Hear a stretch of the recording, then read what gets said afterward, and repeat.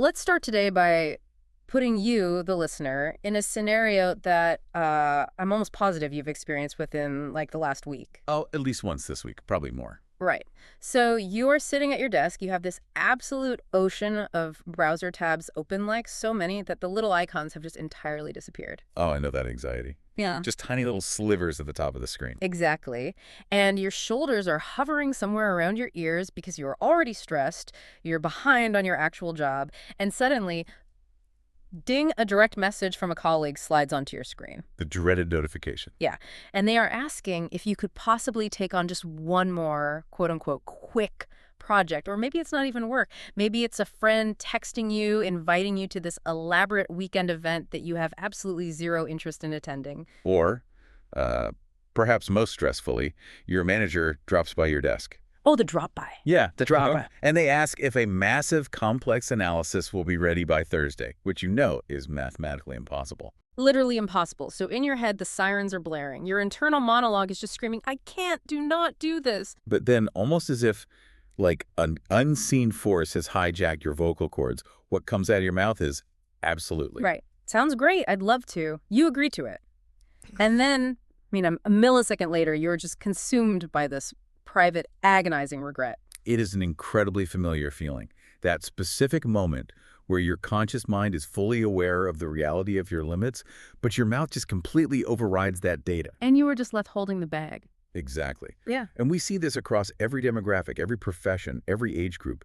It's a nearly universal human experience to enthusiastically agree when we desperately mean to decline. Okay, let's unpack this, because that is the entire mission of our deep dive today. We are taking a comprehensive look into what we are calling the yes problem. I like that. The yes problem. We want to explore the incredibly strange, almost involuntary psychological gap between knowing your boundaries and instantly abandoning them the second someone makes a request. Right, because we know we cannot do it, yet we say yes anyway. And what is most baffling to me is that we seem completely unable to learn from our past mistakes in this area. Like, we just keep doing it. We really do struggle to learn from it, and mostly because we operate under a false assumption about our own behavior. What do you mean? Well, if you are listening to this right now and thinking, well, I'm actually pretty good at setting boundaries, this is really a problem for people pleasers, the data suggests you might want to double check that assumption. So we all think we're better at saying no than we actually are. Exactly. We universally overestimate how assertive we are in the moment of a request.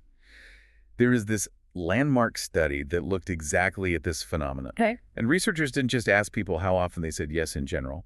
They actually asked participants to keep a highly detailed, real-time, 2-week diary. Wait, how exactly did that work? Because diary studies can be notoriously unreliable, right? Like, if people just fill them out at the end of the day when their memory is fuzzy or whatever. That's exactly what made this methodology so robust. They utilized experience sampling. Okay, what is that? So participants were prompted throughout the day to log every single time they received a request, right in the moment. They had to document the nature of the request, note how they internally wanted to respond, and then record how they actually did respond in reality. Oh, wow. So they catch the gap right as it happens. Right. And they also had to log their emotional state and their perceived stress levels before and after the interaction. Okay, I am dying to know. What did the data actually show? The average person in this study said yes to requests. They privately, deeply wanted to decline more than 50% of the time. Wait, over half the time? Over half the time. I'd let that sink in. Yeah. People were actively betraying their own stated intentions constantly. That is wild. But the truly fascinating part wasn't just the volume of unwanted yeses. It was the cognitive dissonance recorded in the diaries. Like how bad they felt about it. Yeah. These participants were writing down in real time how stressed they were. They logged feeling resentful, feeling overwhelmed, noting that they now had zero capacity for their own core responsibilities. So they weren't oblivious. They knew it was a bad idea. Exactly. They were acutely, painfully aware of the damage it was causing them, but they continued the exact same pattern of capitulation throughout the entire 2-week period. Which tells us that awareness alone is basically useless here. Pretty much. Like, just knowing that you have a problem with saying yes, just recognizing that it is destroying your schedule clearly isn't enough to stop you from doing it the very next time a request comes in. No, it's not. So if we actually want to change this, we have to look under the hood, right? Like, what are the specific psychological forces that overpower our rational brains in these moments? Well, the most fundamental driver of this behavior is actually deeply embedded in our evolutionary biology. The unwanted yes is, at its core, driven by an intense primal fear of social disapproval. Okay, I mean, I get the evolutionary argument, but I feel like we give people an easy out by always blaming our caveman brains. How so? Well, isn't chronic overcommitment in the modern world actually just corporate ambition masquerading as people-pleasing? Like, we say yes to the weekend project because we want the promotion or the bonus, not because we're terrified of being kicked out of the tribe. I mean, ambition certainly plays a role in what we say yes to professionally, Mm-hmm. but it doesn't explain the involuntary nature of the reflex. You mean how fast it happens? Yeah, and especially for things that offer zero professional reward, like organizing the office fridge or going to a friend's terrible improv show. You're not getting a promotion for that. Okay, fair point. I definitely have gone to some awful improv shows just because I couldn't say no. Right. And when we look at functional MRI scans of the brain during moments of social rejection or disapproval, we see something incredible. What do the scans show? The brain processes social pain like Mm. the feeling of being excluded or disappointing someone using the exact same neural circuitry that it uses to process physical pain. Wait, seriously. So to the brain, someone frowning at me in disappointment is mathematically equivalent to, like, touching a hot stove. Neurologically speaking, yes. You have to remember that for early humans, social acceptance wasn't a luxury. It was a literal requirement for physical survival. Because you needed the group. Exactly. If you were rejected or excluded by your group, you lost access to shared food, shelter, protection. Group rejection was a death sentence. So it's life or death in our heads. Right. So your brain evolved this alarm system that treats the risk of social disapproval as a lethal threat. When you are asked a question and your honest answer is no, your amygdala just flares up. The threat center. Yes. It registers the potential conflict as a profound danger. And when the brain is under threat, it seeks the path of least resistance to neutralize that threat immediately. And saying yes removes the danger right now. Exactly. The consequences, like the lost weekend, the exhaustion, those come later. But the threat of saying no is in the room with you right at that very second. Wow, that totally reframes the entire experience for me. Because it feels like a character flaw when it happens, like a lack of backbone. But it's actually just an overactive survival mechanism. That's exactly what it is. But here is the disconnect for me. When we actually do manage to say no to people, they don't usually cast us out into the wilderness. No, they don't. They don't usually even get that mad. So why is our brain's prediction algorithm so broken? Like, why do we think it's going to be so much worse than it is? Psychologists refer to this broken algorithm as the cognitive distortion of refusal. The cognitive distortion of refusal. Because of that heightened threat response we just talked about, we systematically, wildly overestimate the social cost of declining a request. Like we blow it out of proportion. Completely. Yeah. If you ask participants in a controlled setting to predict what will happen if they say no to a colleague, they prophesize absolute doom. I do this. I'm like, they're going to hate me forever. Exactly. They predict the working relationship will be permanently damaged, they foresee lasting bitter conflict, and they are absolutely certain the requester will view them as a selfish, unhelpful person. It's like we treat saying no like we're dropping a nuclear bomb on a relationship. Yes. But in reality, to the other person, it's usually just a gentle speed bump. That is a perfect analogy. Hmm. Because in these same studies, the researchers actually force the participants to deliver the refusal. Oh, they make them do it. Yeah. And when they observe the real-world reaction from the requester, it is almost always completely mundane. It is radically less negative than predicted. People just say, oh, okay, no worries. Exactly. Human beings are incredibly resilient and self-focused. Usually, the person asking for a favor understands that you have limits. They're just shooting their shot. Right. So what feels to the person delivering the no as a devastating, earth-shattering social collision is usually experienced by the recipient as a fleeting, minor logistical disappointment. They just cross your name off and move to the next person on their list. So we are essentially terrifying ourselves with phantom consequences. Completely. But, okay, if that immediate face-to-face fear of disapproval drives the immediate yes, how do we explain agreeing to things that are, like, months away? That's a different mechanism. Because if someone asks me to join a steering committee that doesn't convene until October, I will say yes instantly. There's no immediate threat, but I still fall into the trap. Why is that? So that phenomenon operates on a completely different set of cognitive mechanics.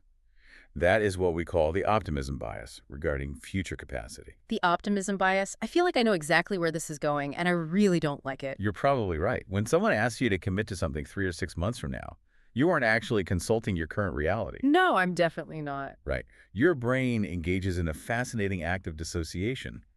You project a fantasy version of yourself into the future, and future you is an absolute superhero. Future me is amazing. Future you is incredibly organized. Future you has solved all current logistical problems, never procrastinates, is perfectly rested, exercises daily, and has boundless free time. It's so true. I commit to things in November thinking, well, by November, things will have calmed down. They never calm down. Things have literally never calmed down in the history of my life, but I always, always believe they will. Why do I do that? Because the brain has a very hard time feeling emotional empathy for our future selves. Neurological studies show that when we think about ourselves in the distant future, our brain activity looks identical to when we are thinking about a total stranger. Wait, really? A stranger? Yes. So when the request comes in for 3 months down the line, we eagerly agree. We aren't really agreeing for ourselves right now.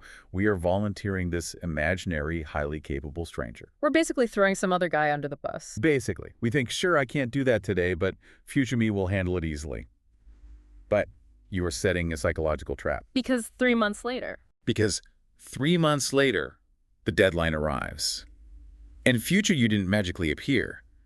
It's just present you, with the exact same constraints, the same exhaustion, plus this new massive commitment you just agreed to. Okay, so we have the primal fear of immediate rejection. We have this delusional optimism about our future capacity. But there's a third driver here, isn't there? There is. What about the obligations we've just been fulfilling for years? Like, let's say I've been organizing the department off-site for 4 years running. I resent it entirely, but when year 5 rolls around, I automatically say yes again. That introduces the third driver, which is the sunk cost of prior yeses. This is all about the behavioral baselines we establish with the people around us. Behavioral baseline. Yeah.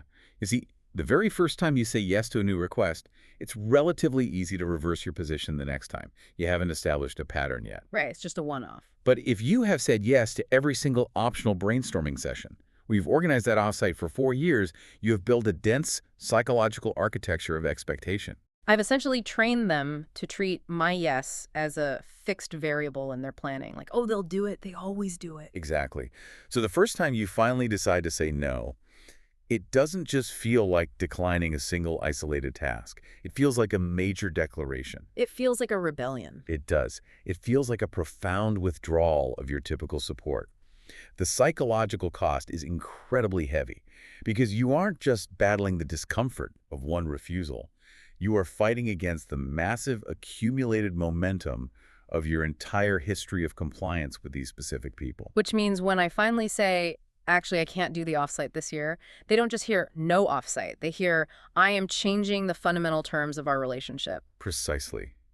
Every prior yes implicitly makes the eventual no seem more aggressive and disruptive to the social order, even when your refusal is entirely reasonable and completely necessary. Wow.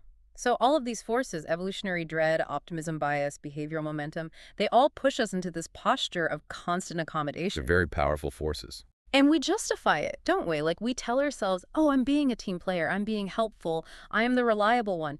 We think we're depositing goodwill into our social bank account. We really do think that. But what the research actually shows is that there is a massive hidden bill for all this unwanted accommodation. Let's look at what this actually costs the individual, because it goes far beyond just having a busy Tuesday, right? Oh, absolutely. The illusion of being the ultimate team player masks a deeply destructive aggregate cost. In the literature, we can break this hidden bill down into 4 main pillars. Okay, let's go through them. The first, and perhaps the most emotionally corrosive, is resentment. And it's a very specific kind of resentment, isn't it? Because, honestly, sometimes I feel a flash of genuine anger when someone asks me for a favor, even if they ask perfectly nicely and reasonably. Yes, and that irrationality is exactly why it feels so confusing to experience. Right, I'm like, why am I mad at them? The slow accumulation of negative feelings toward the requester is the most consistent psychological consequence of chronic overcommitment. And as you noted, it defies logic. The other person simply made a request, which is totally their right. And I am the one who agreed. Right. You agreed, which is your responsibility. They are not to blame for your yes. But the human brain, when placed under chronic stress, doesn't care about that logic. It seeks a target. It needs someone to blame. Exactly. The feeling of being burdened builds up, and it directs itself fiercely toward the people most associated with your unwanted tasks. It's just a tragic paradox. I say yes to my colleague because I want them to like me and I want a smooth working relationship. But by constantly saying yes when I actually lack the capacity, I end up secretly despising the person I am trying to please. It's self-defeating. I am destroying the relationship internally in an attempt to protect it externally. You are poisoning the well you're trying to drink from. Yeah. And that leads directly to the second pillar of cost, which is reduced quality. Because you just can't do it all well. Exactly. When you say yes to tasks that exceed your actual temporal and cognitive capacity, you physically cannot deliver your best work. Cognitive load theory shows us that the brain cannot effectively multitask. It just switches back and forth, right? Right. It can only rapidly switch attention, which severely degrades focus. So the project you took on when you were already drowning gets maybe 60% of your actual cognitive ability. So the person who asked me for help actually gets a worse outcome than if I had just said no and let them find someone with actual bandwidth. Yes. They receive a diminished, rushed, substandard version of the deliverable. And you, in turn, carry the grinding guilt and anxiety of knowing that your name is permanently attached to work that falls far below your own standards. It's terrible. Nobody wins in that transaction. Nobody. Which flows perfectly into the third cost, which I think is displacement. Yes, displacement. Because we like to pretend that time is elastic, that we can just squeeze one more thing in. But it's a zero-sum game, right? Every single time I give an unwanted yes to something, I am actively assassinating a no to something else. That is the stark reality of opportunity cost. Saying yes to the optional low-priority meeting isn't a neutral act. It means actively saying no to the 2 hours of deep, focused, strategic work you desperately needed to do. Or saying no to going to the gym. Exactly. Saying yes to the project you can't deliver on means saying no to the project you could have excelled at. The unwanted yes doesn't just cost you the temporary discomfort of doing a task you dislike. It permanently costs you the vital things it displaced. It steals from the important stuff. It steals the resources required for your actual priorities, which often includes your health, your sleep, or your time with family. And then there is the fourth cost, which I actually find to be the most painful irony of this entire dynamic, and that's credibility. Oh, this one is huge. Because the whole reason we fall into this trap is because we want people to view us as reliable, capable, and essential. But chronic overcommitment actually destroys your professional reputation over time, doesn't it? The irony is profound. If you are known as the person who always says yes, but you are invariably scrambling, frequently asking for extensions, or consistently delivering that 60% quality we just discussed, you do not become known as a team player. What do you become known as? You become known as a flake. You become a bottleneck. Because your yes has lost its currency. It doesn't mean this will absolutely get done. It just means, I heard you say words to me. Right. It's an empty promise. But the colleague who says no thoughtfully, who aggressively protects their capacity, but who absolutely reliably delivers excellent work on the few things they do commit to, that person is deeply trusted. Precisely. The colleague who says no is seen as having integrity. But here is the tricky part about these four costs: resentment, quality, displacement, and credibility. None of this happens overnight. It's not immediate. No. You don't say yes to one extra spreadsheet and wake up the next day a resentful, discredited failure. It is a slow burn. Very slow.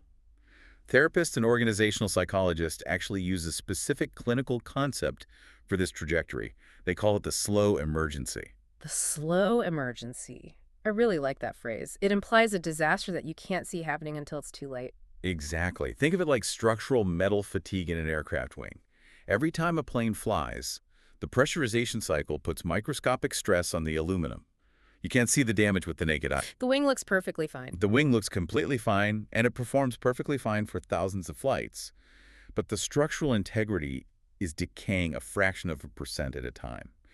Because the damage is distributed so thinly over months and years, there is no single blaring alarm bell.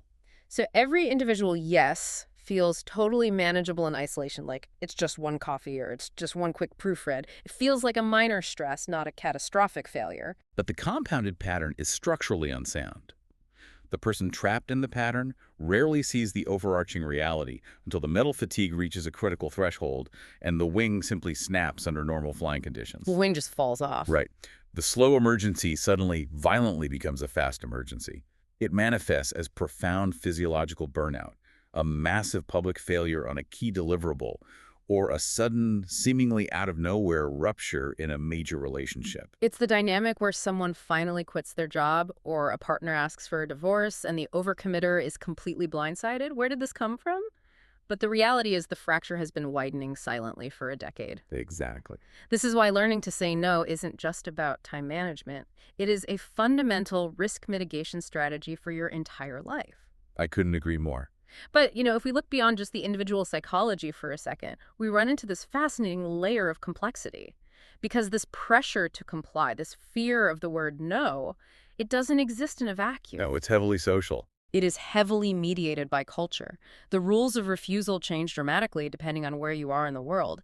And if you don't understand the cultural dictionary of no, you are going to misinterpret almost everything. The cultural dimensions are absolutely critical, especially in a globally interconnected environment like we have today. The social cost of a direct refusal varies wildly, depending on the history and values of a given society. Give me an example. Well, if we look at cultures that heavily prioritize social harmony and collective cohesion, such as many East Asian cultures like Japan, South Korea, and China, the avoidance of direct face-to-face conflict is paramount. And that isn't just a random preference, is it? It's rooted in deep historical realities. I was reading about how, in Japan, for example, the historical reliance on dense, interdependent agrarian communities like cooperative rice farming meant that creating friction with your neighbors wasn't just rude, it threatened the survival of the entire village. You had to maintain harmony. That's spot on. That historical need for interdependence bred what anthropologists call high-context communication. In these environments, saying a direct, unvarnished no carries a significantly higher cultural penalty than it does in Western cultures. It's seen as aggressive. Extremely aggressive. Yeah. It is considered abrasive. So they have developed incredibly elaborate, sophisticated, indirect ways of declining that preserve the social harmony while still attempting to communicate the boundary. So how does that play out in a modern boardroom? Like, if they can't use the word, how do they decline a proposal? Well, in Japanese professional culture, the literal word for no is ie. But you will rarely, if ever, hear it used in a context where a refusal would create professional friction. What do they say instead? Instead, a Japanese counterpart might respond to a request with a phrase that translates roughly to, "that would be difficult." Or they might inhale sharply through their teeth and say, "I am not sure that is possible." Oh man, which is a massive trap for an A American. huge trap. Because if I ask a vendor for a faster delivery timeline and they say that would be difficult, my immediate cultural programming kicks in. I think, great. Difficult just means it requires more resources. It's not impossible. Let's roll up our sleeves, negotiate the price, and figure out how to overcome the difficulty. And that is a textbook cross-cultural misfire. The Japanese speaker definitively meant no. The door is securely closed. They are communicating a hard boundary in the most polite, socially acceptable way their culture allows. But the American totally misses it. Right, the low-context American listener hears a conditional maybe or an invitation to problem solve. The misunderstanding is immediate, and it leads to immense frustration when the American feels they were led on, and the Japanese counterpart feels their clear boundary was aggressively ignored. It's fascinating how the exact same string of words means completely different things depending on the cultural software running in the background. And we see a different flavor of this in regions like the Middle East or Latin America with what is sometimes called the courtesy yes. Oh yes, the courtesy yes is deeply tied to cultural concepts of hospitality, warmth, and the prioritization of the interpersonal relationship over strict transactional efficiency. How does that look in practice? In many of these cultures, when you make a request, an immediate, enthusiastic of course, or yes, absolutely, is a required social grace. It is a signal of goodwill and affection. But it doesn't necessarily mean the thing is actually going to happen? Not necessarily in the literal contractual way a Westerner might interpret it, no. The host is expressing Their warm intentions toward you. They're validating the relationship. I see. But a Western professional who takes every enthusiastic yes as a firm, actionable project milestone is going to end up deeply confused and feeling let down when the literal outcome doesn't materialize on the timeline they assumed was agreed upon. Because they are misreading a cultural signal of relational warmth as a binding legal contract. Exactly. But if we turn the lens on American culture, we have our own highly specific and frankly quite damaging mythology around the concept of agreement, don't we? We certainly do. We are steeped in this relentless frontier-style optimism. The can-do attitude is practically a moral imperative here. It is a defining feature of the American professional landscape, heavily influenced by the history of manifest destiny and modern hustle culture.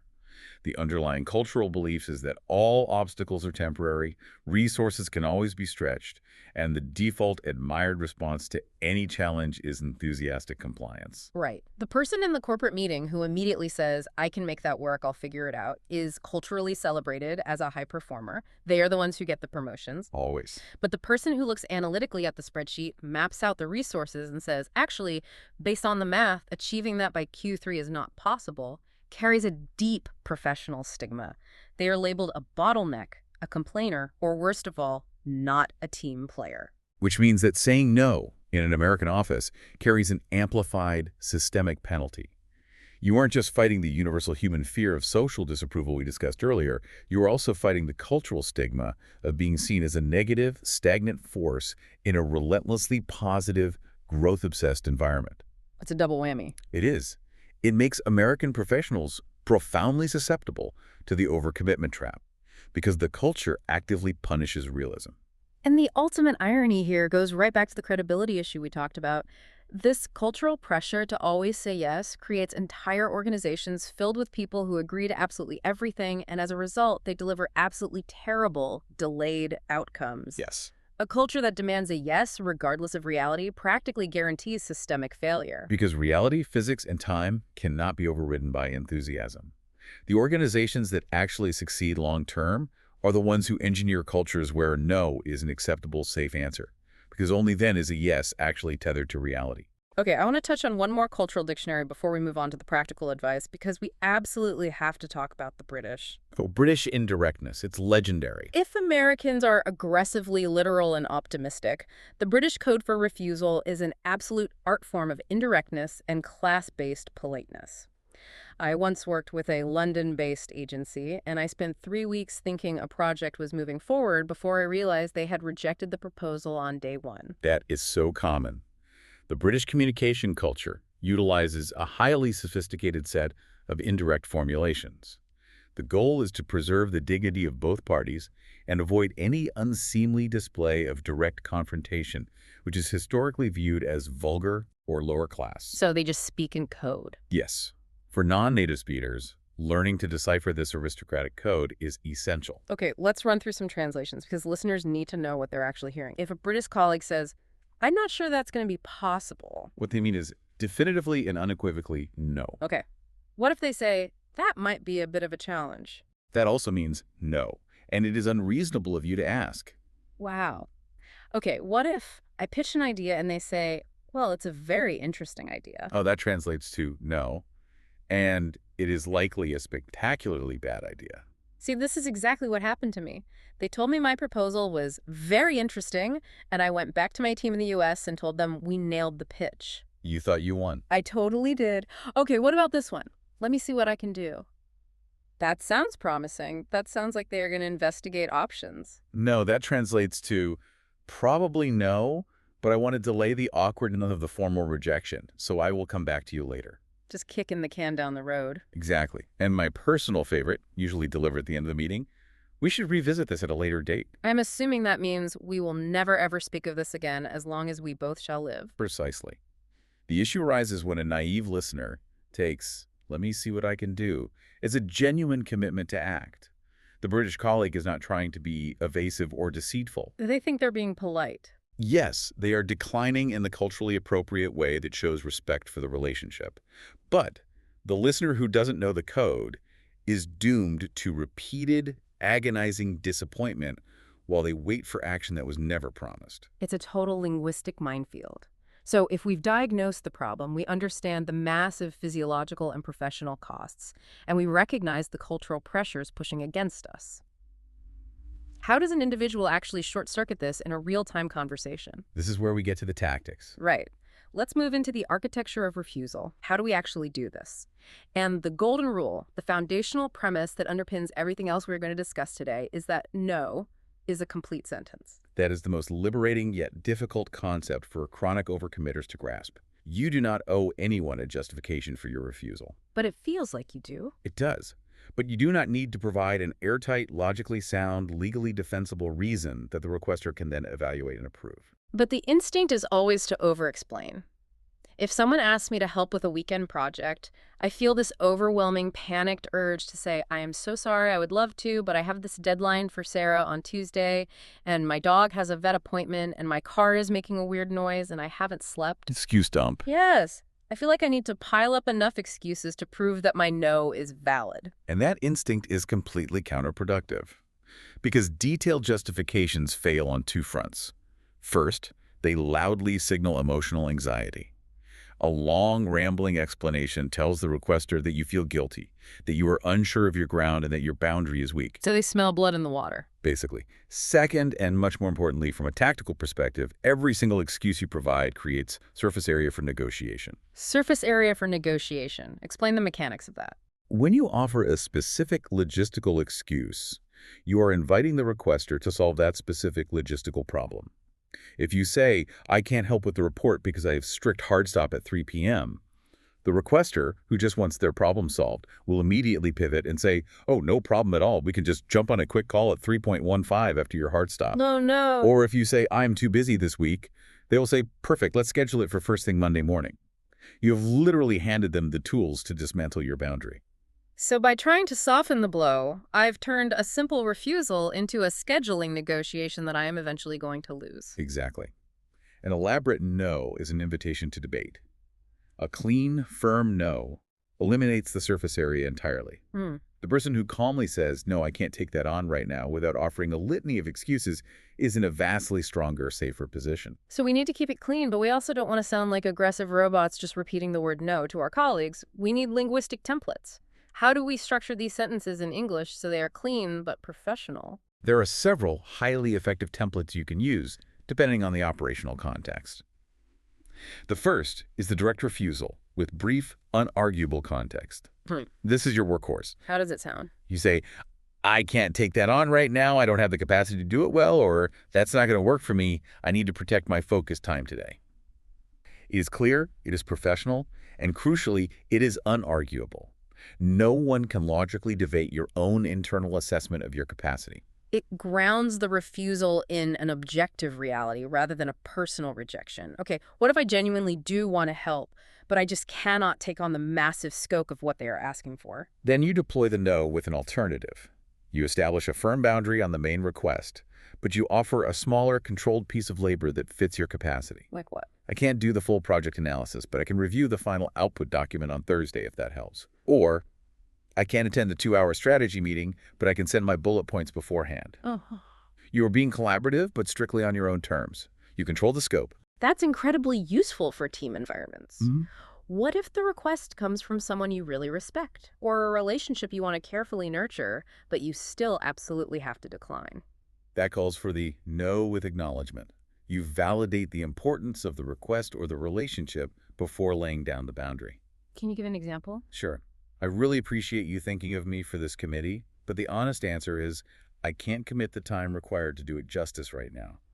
Or, I know this initiative is highly critical for the department and I wish I could contribute, but I'm not in a position to take it on. You are affirming their agenda while protecting your own. Okay, here's the one I struggle with the most. Sometimes I get asked something unexpectedly, like in the hallway, and my brain just completely blanks out. The threat response takes over, and the yes slips out before my rational brain can even boot up.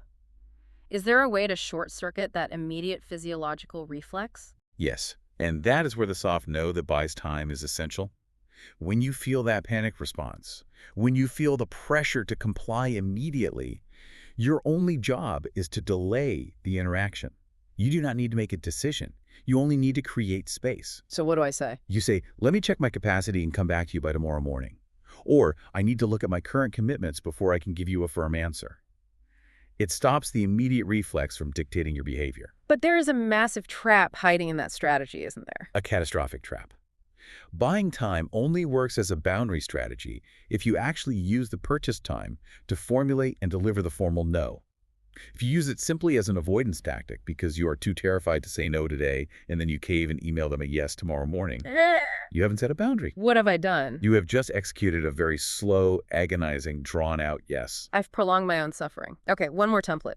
What if the request is just flat out unreasonable? Like a different department asks for a month's worth of data analysis by Friday afternoon. For an unreasonable request, you shift the entire focus of the conversation to reality, physics, and quality. You say, I understand the urgency on your end, but the timeline you've described isn't one I can commit to while delivering the quality of work required.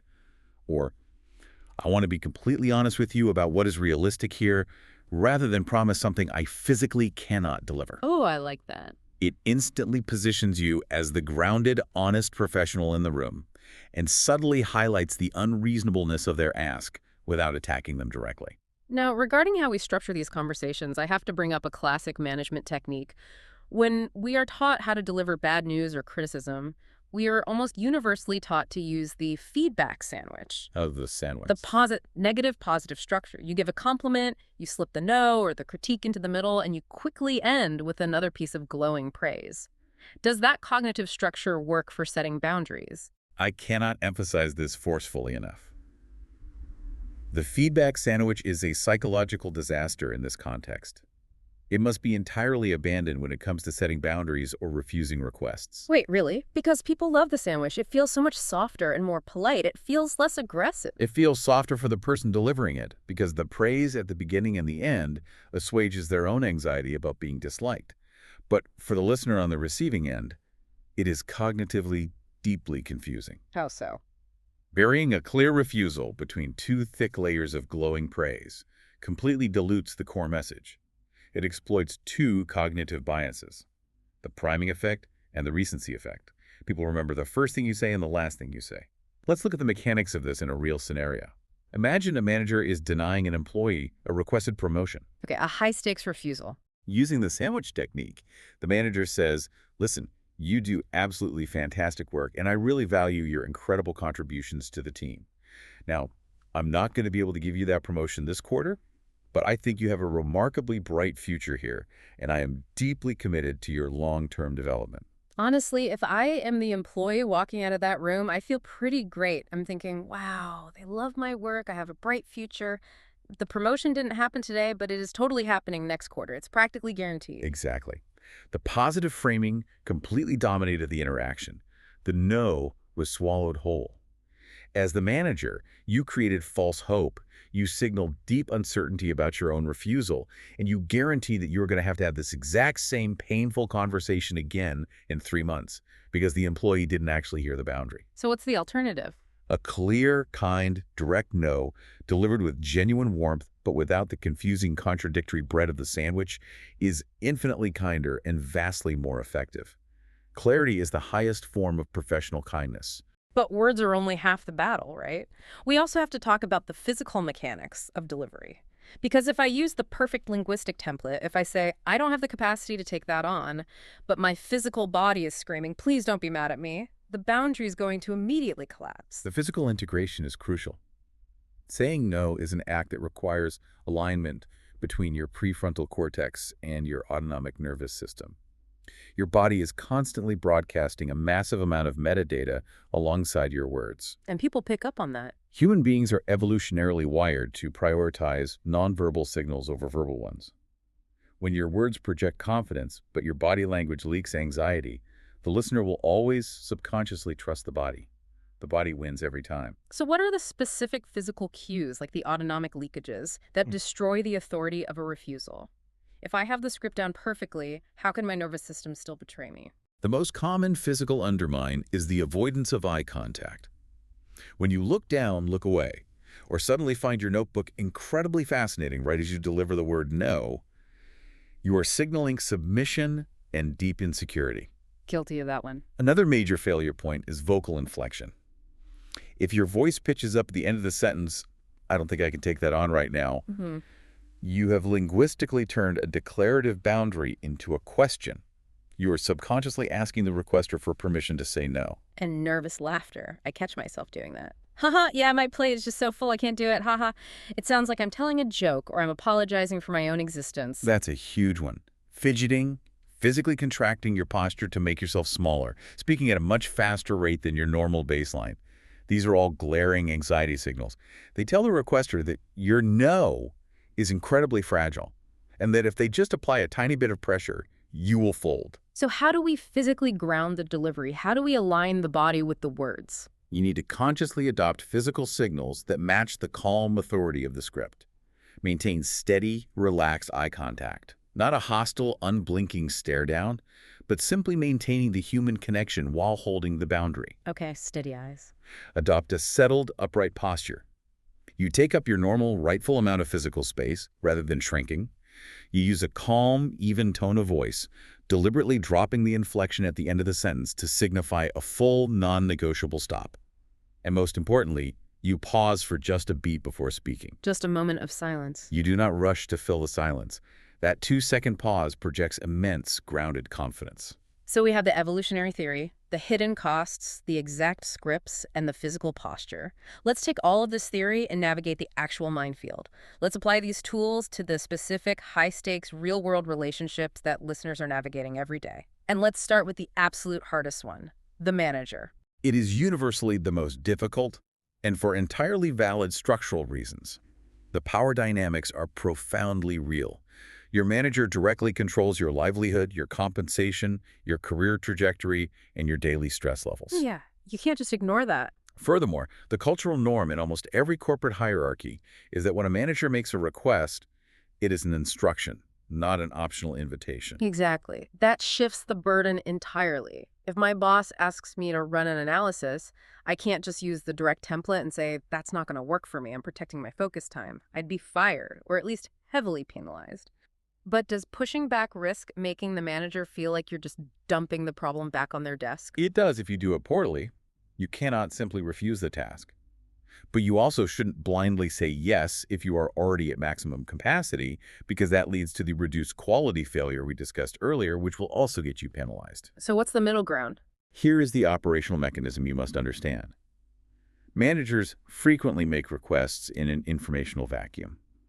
They know what goal they need to achieve, but they often have zero accurate visibility into the granular reality of what is currently on your plate at that exact second. They just see the goal.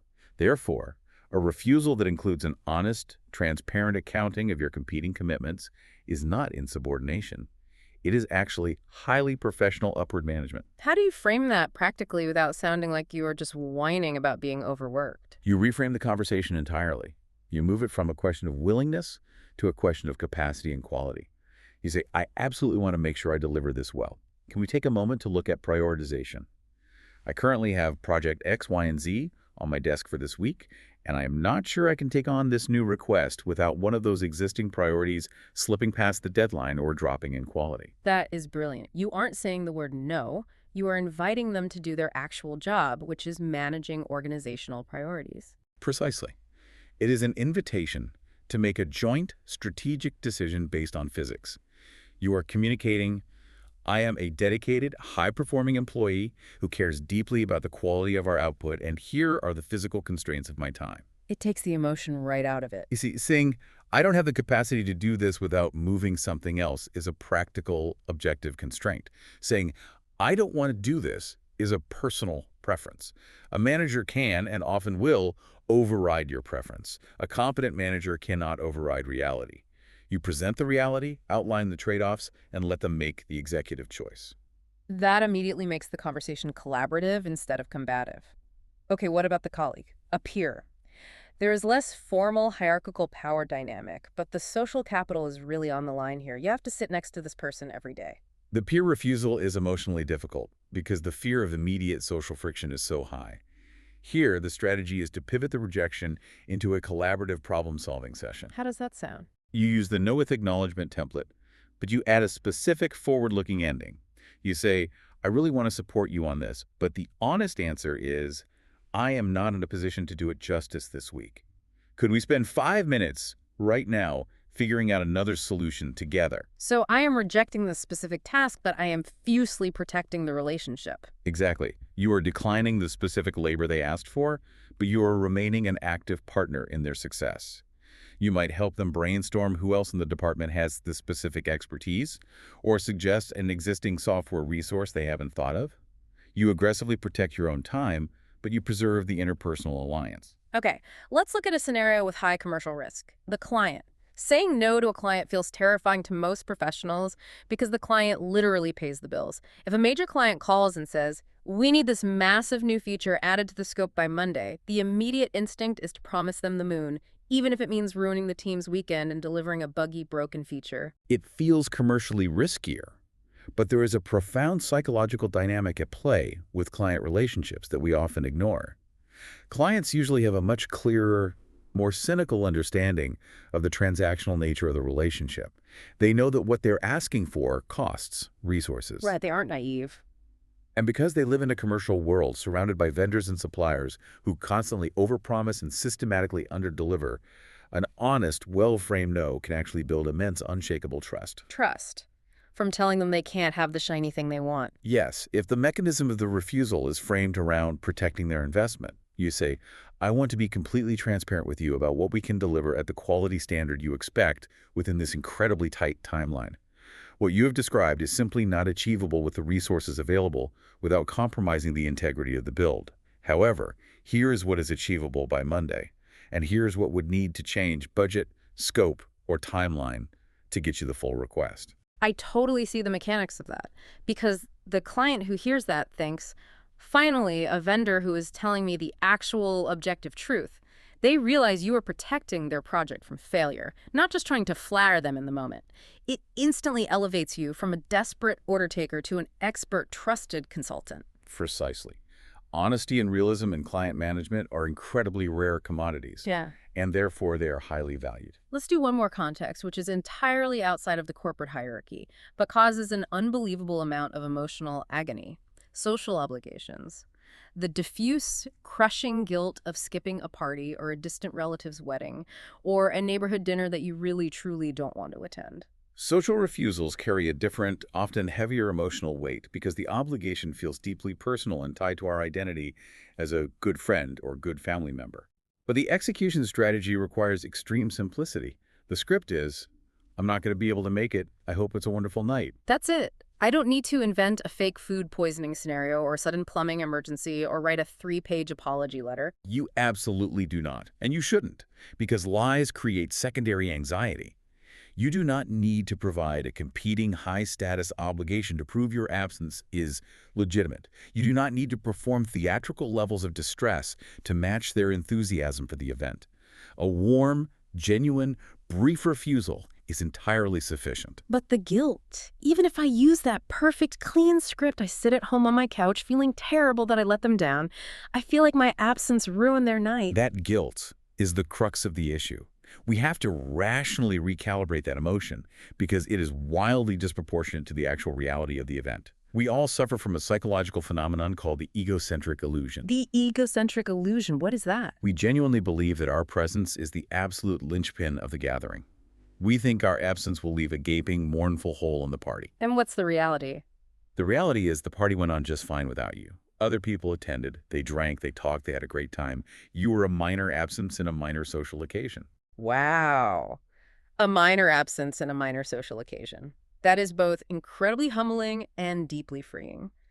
I'm simply not that important to the overarching success of a Tuesday night drinks gathering. None of us are. Yeah. And internalizing that realistic humility is the absolute antidote to social guilt. So we have covered an immense amount of ground today. We've talked about the evolutionary alarms going off in the amygdala, the hidden compounding costs, the complex cultural codes, and all these fantastic tactical scripts. But if you're listening right now, you might have absorbed all of this intellectually, but you still feel a deep physical knot of dread in your stomach at the mere thought of actually executing one of these scripts tomorrow. If the tactics aren't enough to change the behavior, we have to ask the deeper question, what is really going on? If we connect all of this tactical advice to the bigger structural picture of a person's life, we find something profound. For people who struggle with this chronically, not just a situational difficulty with a tough boss, but a lifelong, pervasive inability to say no to anyone, the yes is doing a specific psychological job. Right. The yes is acting as a shield. It is protecting something vital to their psyche. What exactly is it protecting? Let's break that down. It varies from person to person, but it usually falls into one of three distinct psychological profiles. First, the yes is often protecting a deeply held identity. Let's imagine a hypothetical case study. We'll call her the fixer. Okay, the fixer. The fixer has built her entire sense of self since childhood around a specific narrative. I am the reliable one. I am the always available one. I am the person who absorbs everyone else's stress and fixes their problems. So her value in the world is entirely tied to her utility to others. Exactly. So if she says no, she isn't just declining to bake cupcakes for the PTA or declining an extra spreadsheet. She feels like she is destroying her own identity. The no threatens who she fundamentally believes she is. It causes an existential crisis. That is incredibly heavy. If I'm not the endlessly helpful one, who am I? What's the second profile? The second profile uses the yes to protect against the feeling of moral failure. Many chronic overcommitters carry a deeply flawed moral equation in their heads. They subconsciously equate prioritizing their own basic physical and cognitive capacity with being a bad, selfish person. So they view the resentment, the exhaustion, and the burnout not as a problem to be solved, but as a moral tax they must pay. Yes, they genuinely believe that experiencing the extreme discomfort of saying yes to everything is the necessary suffering required to prove they are a good person. Hmm. Setting a boundary feels like committing a sin. And the third profile? The third is perhaps the most profound, and we see it often in retiring executives or empty nesters. The yes protects against the sheer unadulterated terror of not being needed. Wow. Saying yes constantly makes you central. It makes you an indispensable hub to the office, to the family, to the friend group. Saying no introduces a terrifying risk. It risks making you optional. Because if I say no, and they figure out how to solve the problem without me, maybe they will realize they can survive without me entirely. Maybe I'm not the center of the universe, so I make myself constantly useful to guarantee my safety and my inclusion. Exactly. The practical techniques we discussed, the linguistic templates, the eye contact, the pauses, those are strictly necessary tools. Right. But they're not sufficient if you're carrying these deeper psychological shields. For someone in this position, the ultimate question to ask yourself is not, how do I say no? The question you must look at with brutal, quiet honesty is, what am I truly afraid will happen if I do? And when people finally face that fear, when they look at the identity crisis or the moral guilt or the terror of being optional, and they start saying no anyway, what actually happens? Does the world end? Do they lose all their friends and get fired? The world does not end. In fact, what people almost universally report in the clinical literature is a profound sense of revelation. They find that the feared consequence, the permanent relationship damage, the withdrawing love, a catastrophic professional failure, was entirely a phantom. It was an illusion generated by an overactive threat response. So the relationships actually survive the boundaries. They do vastly more than survive. They deepen. Because a relationship, whether it is a marriage, a friendship, or a dynamic with a manager, that is built on an unconditional, resentful yes, is actually incredibly fragile. It is built on a foundation of hidden exhaustion and quiet bitterness. That makes so much sense. But a relationship that can survive an honest, clear no is deeply stable. The interactions become more authentic. The relationship becomes a true alliance of equals, rather than a toxic dynamic of endless demands and resentful compliance. Because the other person finally knows where your actual edges are. They aren't guessing. They know exactly where your capacity ends, which means they can trust you when you say you can do something. And that leads to the ultimate paradox of this entire deep dive. A yes from someone who is entirely incapable of saying no actually means absolutely nothing. It is just an autonomic reflex. It carries no structural weight. It's just noise. But a yes from someone who fiercely protects their time, who is known for delivering a clear, confident no when necessary. That yes is incredibly valuable. It means they have actively chosen you. It means they are fully present, fully resourced, and highly capable of delivering. That is a phenomenal way to pull all of these threads together. We started this journey sitting at a chaotic desk, feeling that rising panic as a new request comes in, feeling completely powerless to stop the yes from escaping. We've explored the evolutionary alarms misfiring in the amygdala, the bizarre dissociation we experience regarding our future selves, and the massive hidden bill we pay in resentment, degraded quality, and lost credibility. We covered a lot. We really did. We've navigated the complex cultural waters of high context and low context communication, and hopefully we've armed you with the actual architecture, the templates, the physical posture, and the deeper psychological self-awareness to start building boundaries that actually hold weight in the real world. It is a practice. You start small, perhaps with a low-stakes social refusal. You endure that initial spike of evolutionary discomfort, and you watch the phantom fears evaporate when the world doesn't end. You slowly reclaim your capacity, one clear, clean refusal at a time. I want to leave you with a final thought to mull over as you close out this deep dive and go back to your day. I want you to think about the single thing you are most proud of accomplishing in your entire life. Maybe it's a difficult degree you earned, maybe it's building your family, maybe it's a specific creative project, or a massive career milestone. Picture that accomplishment clearly in your mind. Now ask yourself, how many tiny, uncomfortable, necessary no's did you have to deliver to other people in order to fiercely protect the time, the focus, and the energy required to build that one massive yes? Your no isn't a weapon you use against other people. It is the absolute prerequisite for your own best work. Thank you for joining us on this deep dive. Until next time, protect your capacity.